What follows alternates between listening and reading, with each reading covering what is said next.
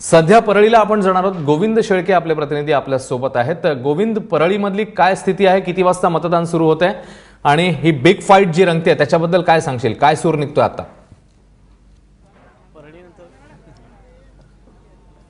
अश्विन, सुरू झालेली आहे, म्हणजे आता 10 वाजलेत आणि एकूण जी मतमोजणीची प्रक्रिया आहे ती परळीमध्ये सुरू झालेली आहे। अश्विन, एक आठवण या ठिकाणी करून मी मुद्दामून देतो आपल्या प्रेक्षकासाठी की आजपासून बरोबर 5 वर्षापूर्वी मी याच परळी शहरात होतो आणि त्यावेळी परळी शहरामध्ये एका पुतण्याचं बंड झालं होतं आणि ते नाव होतं धनंजय मुंडे।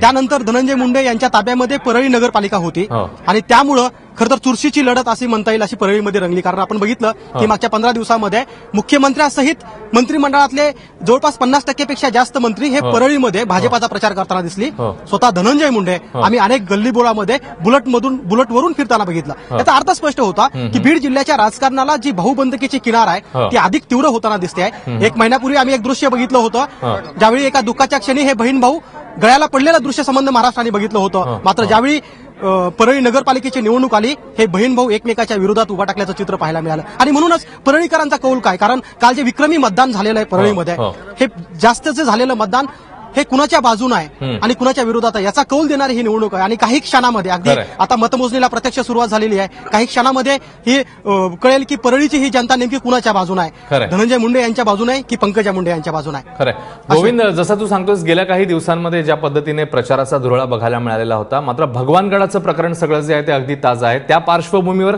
इक्वेशन्स बदललेली दिसत आहेत का? कसं चित्र दिसतंय तुला? काय सांगशील? निश्चितपणे, पण इतिहास काय सांगतो अश्विन, ज्यावेळी धनंजय मुंडेंनी बंड केलं त्यानंतरच्या 5 वर्षाच्या काळामध्ये अनेक निवडणुकांना धनंजय मुंडे सामोरे गेले, मात्र एकाही प्रत्यक्ष निवडणुकीमध्ये धनंजय मुंडे यांना यश मिळालं नाही। अगदी वैद्यनाथ सहकारी साखर कारखाना असेल, वैद्यनाथ बँक असेल, त्यासहित सगळ्या छोट्या मोठ्या निवडणुकीमध्ये धनंजय मुंडे यांना पराभव पत्करला।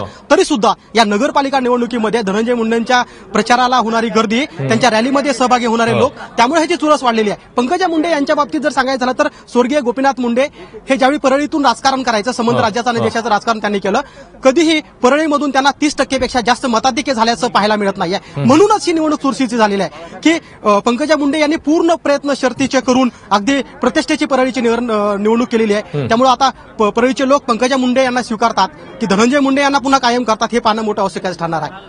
अश्विन, गोविंद, या सगळ्या संदर्भातले अपडेट्स तुझ्याकडनं घेतच राहणार आहोत।